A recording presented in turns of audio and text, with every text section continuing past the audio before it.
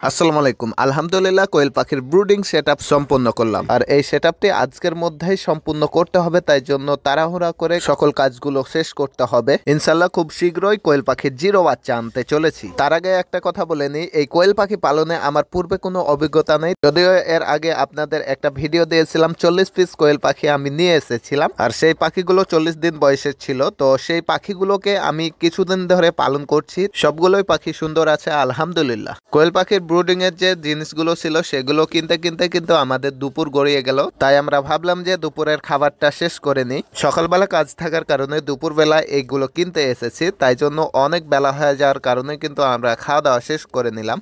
আলহামদুলিল্লাহ খাওয়া দাওয়া শেষ করার পরবর্তী সময়ে কিন্তু আমরা আমাদের যে কোয়েল পাখির বাচ্চা ব্রুডিং করার জন্য জিনিসগুলো এনেছি সেগুলো সেট আপ করতে শুরু করলাম। এই জিনিসগুলো দিয়ে কিন্তু আমরা কোয়েল পাখি ব্রুডিং করার চেষ্টা করব। আপনারা প্রশ্ন করতে পারেন সাইডে যে জিনিসগুলো ব্যবহার করছি এগুলো কি? সলারের মতো খুবই হালকা এই জিনিসগুলো। তো এর হাইটটা ছিল 3 ফিট, আর এটাকে হাঁপাহাপি করে কিন্তু আমরা 1.5 ফিট করে নিয়েছি। 1.5 ফিট কিন্তু চারোদিকে দিয়ে দিয়েছি। আলহামদুলিল্লাহ সুন্দরভাবে এগুলো সেট আপ হয়ে যাচ্ছে। তো আমি প্রথমে ভাবছিলাম যে এগুলো হালকার কারণে কিন্তু সেট আপ করা অনেক জটিলতার মধ্যে পড়তে হতে পারে। তো আলহামদুলিল্লাহ সাইডে আমরা ইট ব্যবহার করে সেই জিনিসটাকে শক্তপোক্ত করে নিয়েছি। যেহেতু আমি প্রথমবারের মতো কোয়েল পাখির বাচ্চা ব্রুডিং করছি, সেহেতু আমার অনেক ধরনের সতর্কতা অবলম্বন করতে হবে।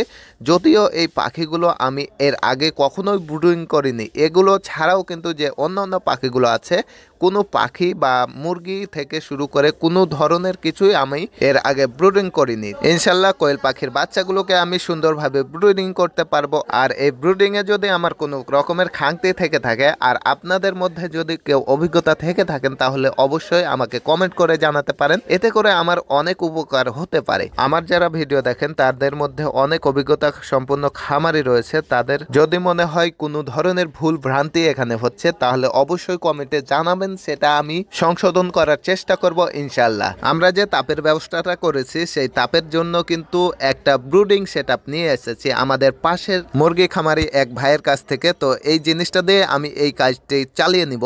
এরপরে যে গুরুত্বপূর্ণ জিনিসটা আমাদের করতে হবে সেটি হচ্ছে আমাদের যে পাখির ঘরটা রয়েছে সেটাকে জীবাণুমুক্ত করার জন্য একটা স্প্রে করতে হবে। আর এই স্প্রেটা প্রতিনিয়ত কিন্তু করতে হবে আমার পাখির ঘরে। তো আলহামদুলিল্লাহ সুন্দরভাবে আমরা এই স্প্রেটা করে নিলাম। তো পরবর্তী সময়ে খুব শীঘ্রই আমাদের যে কোয়েল পাখির বাচ্চাগুলো রয়েছে সেই বাচ্চাগুলো আনার চেষ্টা করব ইনশাআল্লাহ। ভিডিওর শেষে একটাই কথা বলবো, জীবনে কিছু করতে হলে রিস্ক নিতে হবে।